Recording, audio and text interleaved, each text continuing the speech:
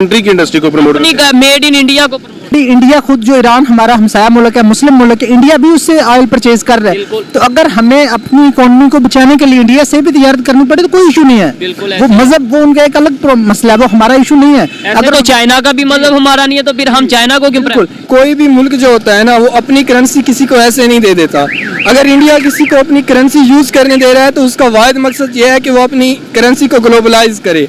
वो अपनी करेंसी को ग्लोबलाइज कर रहे हैं। चाइना की आप बात कर रहे हैं, चाइना ने मोजे तंग ने 1950 से 70 की दहाई में 70 करोड़ लोगों को गुर्बत से निकाला। 70 करोड़ यानी अगर 3 पाकिस्तान बने ना तो वो इतने लोग बनते हैं जिनको उन्होंने गुर्बत से निकाला। मतलब ये कि आपकी लोकल इंडस्ट्री प्रमोट हो।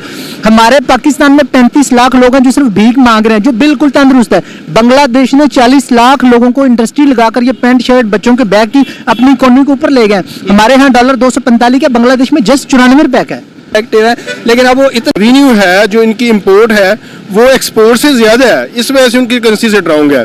अच्छा, कहीं ना कहीं विजन का कोई विजन मैटर करता है, पॉलिसीज मैटर करती हैं, या फिर सिर्फ कुछ लोग पाकिस्तानी खास तौर पे ज्यादातर ये कहते हैं जी उनकी आबादी ज्यादा है इसलिए दुनिया उनके साथ ट्रेड कर रही है, उनकी आबादी ज्यादा है इसलिए उनकी इकोनॉमी बेहतर हो रही है, विजन का कोई मैटर नहीं? देखिए, विजन सबसे बड़ी चीज है। जिस हुक्मरान का, जिस पॉलिसी मेकर का जितना बड़ा विजन होगा वो ब्रॉड माइंडेड होगा, ओपन माइंडेड होगा, उसकी ऑप्टिमिस्टिक अप्रोच होगी, विजन के साथ ही हम चल सकते हैं। मैं आपको नॉलेज में इजाफा करूँ, आप 1960 की बात कर रहे हैं, अयूब खान के दौर में हमारी इंपोर्ट एक्सपोर्ट $200 बिलियन थी, जो अब 6 इंडिया की तब कितनी? जी, इंडिया की आई थिंक इससे भी 100 के करीब होंगी। और जो पाकिस्तान की जो अब 6 है, उस वक्त $200 बिलियन थी। और रिचर्ड निक्सन अपने अमेरिका के एयरपोर्ट पर अयूब खान को स्पेशल रिसीव करने के लिए आता था। मतलब ये डिमांड थी आपकी इकोनॉमी की। ये भी बड़ी आम चीजें। हम चाइना को जो है वो कर्ज दे चुके हैं, हम बड़े बड़े कंट्रीज को कर्ज देने जा रहे थे, बड़े बड़े कंट्रीज हमारी पॉलिसीज यहाँ से लेकर जाते थे। देखिए, ये आपकी बात बिल्कुल ठीक है। अब चाइना की आप बात कर रहे हैं, चाइना ने मोजे तंग ने 1950 से 70 की दहाई में 70 करोड़ लोगों को गुर्बत से निकाला। 70 करोड़ यानी अगर 3 पाकिस्तान बने ना तो वो इतने लोग बनते हैं जिनको उन्होंने गुर्बत से निकाला। मतलब ये कि आपकी लोकल इंडस्ट्री प्रमोट हो।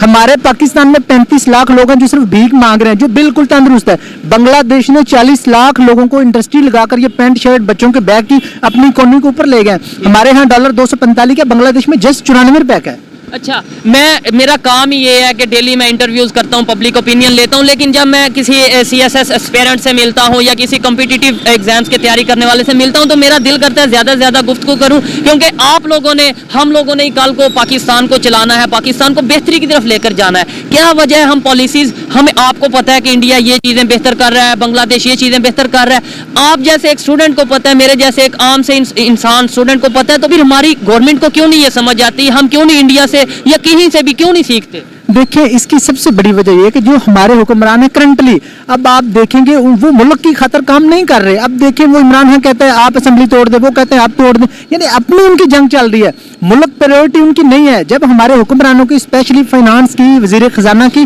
प्रायोरिटी हमारी कंट्री होगा, फिर हम इंप्रूव करेंगे। जब हमारा देखिए लोकल इंडस्ट्री, तो इंडिया में भी तो बहुत सी आपस में पार्टीज हैं, वो आपस में उनकी चलती है, क्लैशेस होते हैं, बड़े इख्तलाफात होते हैं, लेकिन उनकी तो ऐसे इस तरीके से। जी देखिए सर, उनकी जो है ना इस लेवल तक नहीं है, उनकी एक लेवल तक होती है। मतलब जो आम रूटीन में जो होता है इख्तलाफ, वो माशरे का हुस्न होता है, लेकिन ये इख्तलाफ को ज़ातियात तक ले जाते हैं। अब देखें, पाकिस्तान दालें तक वो बाहर से इम्पोर्ट कर रहा है, जो कि हम खुद इस कंट्री में उगा सकते हैं। हम इधर प्रोडक्ट कर रहे हैं, एक ज़राअत का मुल्क है हमारा। 60 से 70% पॉपुलेशन के साथ अटैच है, उसके बावजूद हम चाय है, दालें हैं, चने हैं, जो बेसिक नीड है, जब हम ये बाहर से इंपोर्ट करेंगे तो डेफिनेटली बाहर पैसे डॉलरों की सूरत में देने पड़ेंगे। इसी चीज को हमारा काम ये कि हम एक्सपोर्ट बढ़ाएं, इंपोर्ट कम करें, फिर ये हमारी जो है वो इकोनॉमी स्टेबल कर सकती है। बहुत टाइम लिया इनका, लास्ट में बस ये पूछेंगे, इंडिया की पॉलिसीज को हमें अडॉप्ट करना चाहिए या सीखना चाहिए, इवन बांग्लादेश की पॉलिसीज को सीखना चाहिए, उनसे समझना चाहिए या नहीं?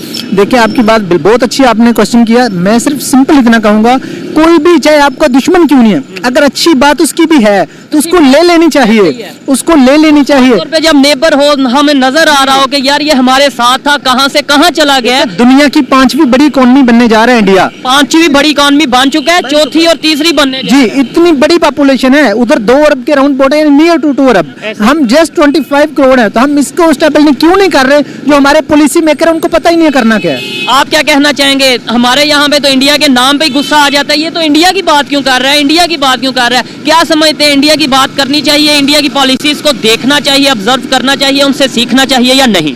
जी बिल्कुल सीखना चाहिए। ठीक है, जो भाई ने कहा है वो बिल्कुल ठीक कहा है। आप जब तक अपना पॉलिटिकली आप स्ट्रांग नहीं होंगे तब तक आप अपनी इकोनॉमी ठीक नहीं कर सकते।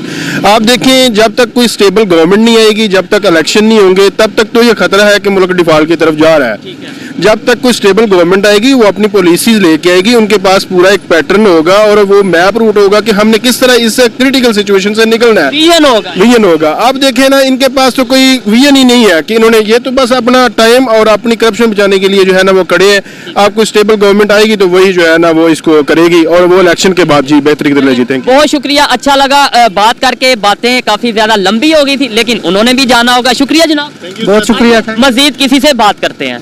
अस्सलाम वालेकुम। वालेकुम सलाम। आपका नाम? उमैर अहमद खान। क्या करते हैं? मैं स्टूडेंट हूँ एमफिल का। एमफिल के स्टूडेंट हैं।